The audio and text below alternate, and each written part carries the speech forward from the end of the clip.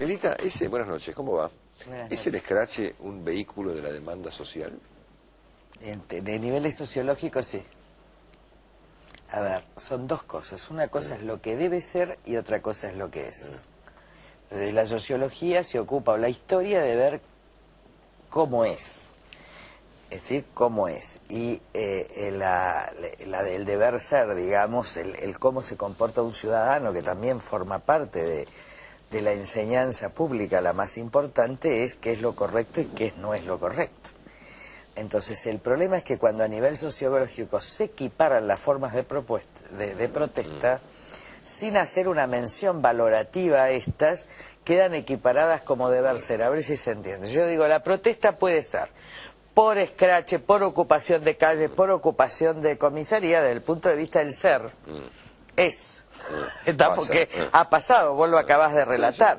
Ahora, si vos empezás a hacer una diferenciación con categorías éticas y de ciudadanía, tenés que decir, estas protestas son ilegales, este tipo de protestas son antiéticas, este tipo de protestas violentan la necesaria armonía de una sociedad y no son actuaciones ciudadanas, sino son actuaciones de sociedades que han perdido el derecho y el respeto.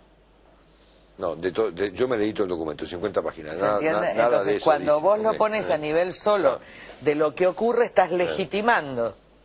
Digo, estás legitimando, estás poniendo en el reclamo del amparo ante la justicia, equiparándolo con el escrache y con la ocupación de una comisaría. Ahí es donde está la perversión moral del que escribe eso. Hoy tuvimos, por segundo día consecutivo, por segunda vez en las últimas semanas, alguna protesta sindical, de menor escala que la anterior, pero finalmente una protesta, por una detención, en este caso, de un dirigente sindical involucrado en un crimen, no ya en una cuestión más política, sino en un crimen, ¿no es cierto? Todos son crímenes. ¿No es cierto? También los medicamentos truchos son crímenes. Sí, no, sin duda, pero digamos que el caso de Venegas es un poquito más... Yo no diferencio. La actuación de la justicia, por más mal juez, yo soy acusadora, si nosotros no respetamos la justicia y sacamos a la gente por vía de las apelaciones, la metodología de choque de la semana pasada se copia hoy con Pedraza, se va a copiar mañana eventualmente con Moyano. Iba esto, grave. Gravísimo. Gravísimo. Parodia del 75. Nosotros siempre repetimos la historia como nación porque nos negamos a ver la verdad y a sacar de la verdad una lección. En consecuencia estamos viviendo un periodo de sucesión del liderazgo en el seno del peronismo, que incluye el peronismo disidente también, es decir, como vimos con Pedraza, con Venegas, y esto es parodia del 75. Es decir, ¿Por qué? ¿Qué fue aquello para aquellos que somos muy jóvenes? Para los que son muy jóvenes, aquello fue más violento, pero esto es una parodia, pero fue una guerra entre sectores del gobierno, en ese caso de la derecha, con López Rega, con sectores del peronismo de la izquierda, estaba la AAA, con sectores sindicales de derecha y de izquierda, con peronismo clásico, y casi se llevaron puesto este país, un país muy violento, que ahora no va a terminar en ninguna dictadura, porque no hay ninguna posibilidad, porque además las elecciones son en septiembre. Pero imagínense que creo que tampoco hay AAA, digamos, ¿no? Así es, pero hay violencia y hay muertes. Las muertes sindicales se repiten y los crímenes todos los días. Uno está naturalizando algunas cosas. Así que esto lo tenemos que pasar porque lo que se siembra se cosecha. Cuando nosotros convalidamos esas actitudes de hecho, cuando convalidamos un sindicalismo poco transparente, cuando convalidamos como sociedad en el silencio la prepotencia y la violencia del poder, se cosecha esto. La gran cuestión que nosotros tenemos es que tenemos elecciones en octubre y como pueblo tenemos que decidir salir de esto. Esta es nuestra obsesión, por eso nosotros tenemos el proyecto escrito de acá 30 años, tenemos la propuesta, tenemos los equipos, hablamos de un orden republicano. Ahora, esto es inevitable porque esto fue sembrado en esto, cuando vos sembrás escraches, tomas de comisaría, donde la voluntad de alguien se sobrepone a la ley, cosechás esto. Así fue en la Argentina en los 70, así va a ser ahora, mucho más atenuado, menos violento, paródico, y esperemos que esta historia se retire Y esa es mi confianza en que alguien sea elegido presidente de la República que no tenga nada que ver con las tradicionales internas del peronismo en términos de sucesión del liderazgo. Quiero recurrir a su capacidad de análisis política, digamos, que siempre me gusta mucho escucharla. ¿Qué está pasando hoy entre Cristina y el peronismo? Porque hay mucha gente que está observando una suerte de, no sé cómo llamarlo, frentegrandización, digamos. Lo mismo que le pasaba a María Estela Martínez de Perón. Tuvo que conducir, Perón decía, pobre mujer, tiene que conducir un movimiento que está partido y un gobierno. La diferencia es que María Estela estaba con el grupo de derecha como círculo íntimo y Cristina está con los grupos de izquierda como círculo íntimo, pero la matriz, la lógica es la misma. Entonces, lo que uno tiene que hacer es no meterse allí y aspirar a un orden republicano, democrático y de armonía para después de octubre. Pero esto es inevitable, además todos buscan impunidad, porque todos buscan impunidad. Entonces ya hay candidatos de la impunidad. Yo tengo claro que yo soy la única candidata que no asegura impunidad para los negocios de nadie, y menos de esta década. Pero ya hay empresarios buscando impunidad, buscando un candidato en cada uno de los espacios que asegure impunidad. ¿Qué quiero decir? Que no se investiguen los negocios de obras públicas, de energía. Ahora, esto es convalidar una matriz pseudo-mafiosa. Por eso cuando yo decía, Cristina no puede investigar la asociación ilícita de estos años, pero tampoco la puede hacer Mauricio Macri, porque su padre está allí y Calcaterra está allí, que es su primo. Entonces, ahí es donde uno tiene que poder sostener el tren, sostener esta posición de la coalición cívica hasta el final con mucha tranquilidad y sin dejar tentarse, para que haya una fuerza que sea garantía de que no haya impunidad, porque si hay impunidad, la historia se repite al infinito. Es decir, dentro de 10 años tenemos los mismos problemas. Hay mucha gente que puede estar pensando, inclusive yo lo pienso por ahí, que comparar a Isabel Martínez de Perón con Cristina suena un poco exagerado. Yo estoy haciendo un análisis político, no estoy haciendo política. Si yo tuviera que enseñar esto en la universidad, diría es lo mismo. A ver, las características de las personas pueden ser distintas. La solvencia de las personas puede ser distinta, las apariencias. Yo estoy hablando de matrices políticas. La guerra de sucesión y de liderazgo en el peronismo se llevó puesta a la Argentina. Esto es así. Se lo llevó en los 70 con la muerte de Perón y está sucediendo esto ahora y se va a agravar. ¿Qué tiene que hacer el pueblo? Quedarse al margen. ¿Para qué? Para reservar una Argentina que yo estoy segura quiere armonía, quiere democracia, quiere república, quiere un orden y no quiere este semejante desorden que hay ahora en la Argentina, y también el desorden que lleva su desorden a la oposición. Por eso nosotros estamos como distantes del resto de la oposición, porque acá lo que hay que preservar en medio del desorden es un orden. Aunque sea débil, se sigue. Lo importante es tener una matriz de orden en 6 meses que permita decir, bueno, esta es la línea, este es el proyecto, estas son las políticas de Estado, esta es la salida. Desde algún lugar se tiene que articular. ¿Usted imagina que esta controversia interna del peronismo de izquierda y de derecha va a significar además candidaturas distintas? Sí, es posible una anomia bastante importante. O sea, un conjunto de candidatos, no solamente Cristina o no solamente Duhalde, por ejemplo, y además sino otros. Hay un dato muy importante que no se resuelve con una victoria electoral, porque no hay candidatos a liderar. Sí, uno puede ganar una elección, pero el tema de quién conduce el peronismo no va a estar resuelto. Con lo cual, de ganar un candidato peronista o asociado con un PJ, lo que va a seguir es la interna por 4 años más para la pelea de sucesión. Por eso lo más importante para el país es que se vote una candidatura que, aunque teniendo elementos peronistas, no tenga esto, para que ellos se vayan ordenando por afuera, y cuando estén ordenados puedan incorporarse de una manera mucho más racional al proceso político. ¿Lo imagina Scioli candidato a presidente? Él quiere serlo, pero me parece que es un hombre sin carácter, ¿no?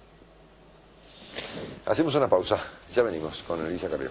Le pido un favor, Lilita, esta que me estaba contando en el corte, ¿lo puede contar en cámara? ¿El desorden que usted imagina será el proceso de internas abiertas? Porque lo que muchas veces hablan en los cortes la gente no se entera. Me encantaría que la gente escuchara lo que me contó recién en privado. No, es previsible un desorden, porque la política argentina se vuelve muy penosa, muy mediocre, ¿no? Entonces todo el mundo va a terminar dirimiendo, sin poder dirimir por acuerdos armónicos antes, va a terminar dirimiendo en una interna abierta. Y esto va a ser un espectáculo muy triste, digo. No solo arriba, sino en los lugares, en las concejalías. Esto se advierte muy claramente una litigiosidad enorme, sobre todo en la provincia de Buenos Aires. Por eso también nuestra estrategia muy clara de tener armonía y consenso en todas las candidaturas. Nosotros estamos ya lanzando los candidatos a intendentes, que la verdad que sí hay que decir, estuvimos en San Nicolás, en Ramallo, en Pergamino, en Junín. Lo que hay es mucha gente, esto es muy valioso, nosotros decidimos hacer una alianza con la sociedad, mucha gente muy prestigiosa que decidió jugar. Por ejemplo, intendentes, un médico cardiólogo prestigiosísimo de San Nicolás, lo mismo en Ramallo. Estoy viendo 3 médicos, Maradero, estoy viendo algo que en el 2007 nos costaba, por eso estoy tan esperanzada con lo que viene. Que digo, en el 2007 no nos costaron los diputados nacionales, no nos costaron algunas gobernaciones, pero nos costaba mucho que la gente mejor se pudiera comprometer con cargos ejecutivos municipales. Y esto viene extraordinario. Entonces, yo te decía además antes algo. Yo tengo muchas campañas electorales, a mí no me engañan las encuestas, porque uno tiene la percepción en la calle. Yo recuerdo cuando no fui al diálogo que no podía salir a la calle, pero hay conferencias de prensa con 200 personas a las 11 de la mañana. Y esto no pasa ni en campaña. Y pensá que estamos en febrero. Así que aquí quiero decir que hay 2 Argentinas. Una la del microclima, de los diarios, de la política, de lo que podemos hablar acá, y otra Argentina que está pensando ya en el mundo que viene, digo. Y cuando estuve en Estados Unidos está muy claro que todo el mundo van a ser los 10 años mejores de América del Sur. Todos hablan de que va a ser los años del desarrollo, no del crecimiento, del desarrollo de América del Sur, y si vos ves geopolíticamente, América del Sur está en una situación geopolítica maravillosa, que yo lo planteo ya en el libro El Contrato Moral en el 2002, la situación geopolítica, y están esperando que Argentina se corra. La única pregunta es si Venezuela, Ecuador no se van a correr, si Argentina se corre al proceso de desarrollo junto con Brasil, con Uruguay, con Perú, con Chile, o si Argentina queda atascada en aquel pasado, porque como decía Joaquina Sabina, dice, lo peor, dice, no hay nada peor que añorar algo que nunca jamás existió. Y yo creo que esto es lo que le pasa a algunos sectores que están en el gobierno. Es decir, creer que en los 70 había una revolución y que ellos están añorando esa revolución y haciéndola, yo que les mandaría ese artículo de Sabina, ¿no? Es como inventarse un novio que nunca existió y añorarlo toda la vida. Ese es un ataque de viejazo importante. La gente, sí, claro, la gente decide su voto ¿cuándo? Promedio, 3 meses antes. 2 meses antes, etcétera. A ver, para que ustedes tengan noción, en el año 2007 nosotros empezamos el año con 6% de intención de voto. Recién, bueno, por supuesto, recién en septiembre, las elecciones fueron en octubre, empezamos a superar el 20%. Claro. Y después, obviamente, hubo fraude, pero llegamos al 25%, pero sin fraude eran 29%. ¿Qué quiero decir? Hay un 40% del electorado que decide, y acá va a ser más, por todo el clima que se va a vivir, ¿no? No piensen, todo lo demás es manipulación, o contratos del gobierno con encuestadores, porque lo que me dicen en Estados Unidos sí es muy claro, lo que están transmitiendo es que ella es invencible. Entonces también hay que razonar esto. Ella aparecía como invencible en el 2007 con 66% de intención de voto, al principio del 2007, y terminó en 40 y pico y con un fraude fenomenal a la coalición cívica. Entonces, ¿qué quiero decir? Si hoy está en el 25, es que la derrota del gobierno es absoluta. Están construyendo la invencibilidad, igual invencibilidad que construyeron con ayuda de muchos medios, hoy independientes, en el año 2007. Yo recuerdo, para que ustedes tengan idea, que en el año 2007, 4 días antes de las elecciones, el diario La Nación con su encuestadora me daba 8%. Y el domingo había 20 y pico. Claro. Entonces, acá hay mucha manipulación. hay que quedarse tranquilos. Me parece que lo mejor que pueden hacer los partidos más serios es expresar sus propuestas. Nosotros ya vamos a metimos en la web, está en toda la web la propuesta, la cerramos en marzo y sacamos el libro, que tiene mucho que ver con lo que vos hablaste de educación. Es decir, de la Argentina de los próximos 30 años y la revolución tecnológica. Por último, el sindicalismo argentino tal como lo hemos visto durante los últimos 20 y pico de años. De hecho, Pedraza, por ejemplo, que fue detenido hoy, llevaba 28 años al frente de su sindicato ferroviario. ¿Esa condición está desapareciendo? ¿Este proceso se lleva puesto, digamos? El proceso puede llevárselos, porque la gran dificultad del sindicalismo argentino es que no representa a los trabajadores sino a los empresarios. Entonces se está siendo tomado incluso la reivindicación laboral para tener monopolios. Si yo soy dueño de la mayor empresa de transporte y aumento los salarios, lo que termino haciendo es creando un monopolio de mi empresa de transporte. En materia de trenes pasa lo mismo. Yo espero que el juez Di Giorgi, que tiene una causa donde le presentamos el expediente de la FIP, donde habla del vaciamiento del Belgrano Cargas, actúe también, ¿no? Que no actúa pese a que le trajimos la fotocopia del expediente de la FIP y los jueces no actúan. Yo creo que esto va a limpiarse, tiene que limpiarse, y en este proceso interno lo mejor que pueden hacer es autoeliminarse entre ellos. Yo creo que la gente tiene que quedarse tranquila. Yo creo que el principal problema de la sociedad argentina es que confundimos hormigas con elefantes.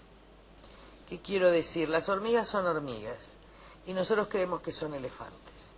Entonces nosotros creemos que Moyano es un elefante, que todos son un elefante. La verdad que si nos diéramos cuenta que son y perdiéramos el miedo, la Argentina podría ser construida.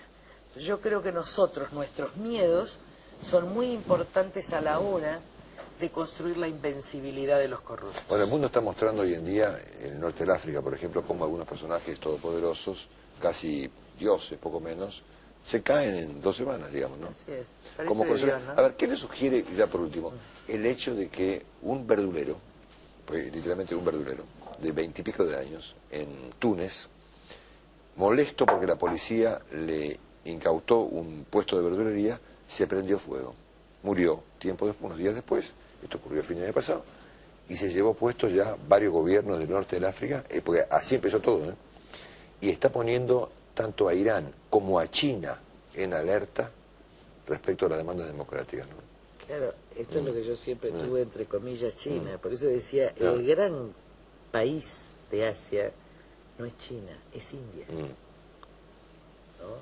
Que tiene una situación espiritual también distinta, una situación cultural. Pero efectivamente hay algunas acciones. Gandhi decía que la primera regla de la no violencia es resistirse a la humillación. Y este verdulero con su propia vida se resiste a la humillación. ¿Se entiende el acto, la significación? Sí. Es decir, y de ahí los pueblos empiezan a decidir no ser humillados. Esto es, los pueblos empiezan a decidir el fin de la humillación. Obviamente no es el suicidio, pero esto es muy del mundo árabe, pero también cuando empieza toda su actividad Gandhi, se resiste a la autoridad, ¿no? Se resiste, va preso, pero no tolera la humillación. La gran lección que nos viene del Gandhi de la India y produce la revolución. Pero en el caso de él, su reclamo frente a la humillación y su resistencia es su propia muerte, cosa que en la cultura árabe y musulmana se entiende mucho. Mohamed Bouazizi era su nombre, fue una persona que generó con esta actitud personal un episodio completamente inesperado, que era verlo, por ejemplo, hoy en la tarde a Gaddafi, a los gritos en la televisión, diciendo que iba a resistir y que era una especie de y lo que están matando, ¿no? Ahora hay una responsabilidad de Occidente enorme, porque la verdad es que Europa y Estados Unidos mantuvieron esas colonias y después esos países en las dictaduras para tener tranquilo el patio de Europa. Y hoy es un tiro al corazón de Europa, ¿no? Sin duda. Yo creo que se reconfigura todo el mundo en 20 años. Yo creo que si se desarrolla América del Sur, habiendo dejado de ser potencia unilateral Estados Unidos, hay una posibilidad de América en una relación de igualdad. Segundo está Sudáfrica y está la India. Hay que ver cómo termina China, proceso de urbanización y Internet, ¿no? Porque ahí hay mucha violación a los derechos humanos y lamentablemente vamos a asistir, y quizás lo veamos, al declinamiento final de Europa, porque todo el conflicto estratégico mundial se desarrolla en el Medio Oriente, y esperemos que todos estos problemas no eleven el precio del petróleo. Hay que buscar rápidamente una energía alternativa, porque la situación en el Medio Oriente va a ser muy complicada, pero el escenario del mundo es producto desde las Torres Gemelas y desde la caída del muro del Berlín de la revolución tecnológica. La revolución tecnológica es igual a la revolución de la escritura. Es tan impresionante que lo único que vos tenés que hacer es reconfigurar el mundo, porque el mundo cambió decisivamente, y el hecho de que una persona en un segundo se comunica con otra que está en China y puedan establecer hasta relaciones personales, cambia el mundo. Fíjate vos los gobiernos como los argentinos, que tienen un chauvinismo de izquierda aislado. Es imposible. Lo que tenemos que ver es cómo creamos una nueva ciudadanía mundial, cómo creamos un nuevo orden mundial, cómo nuestros hijos son ciudadanos del mundo. No hay fronteras, no hay murallas, no hay muros, sino hay que sobrepasar esto y construir el futuro. Lidita, gracias. No, Ya venimos.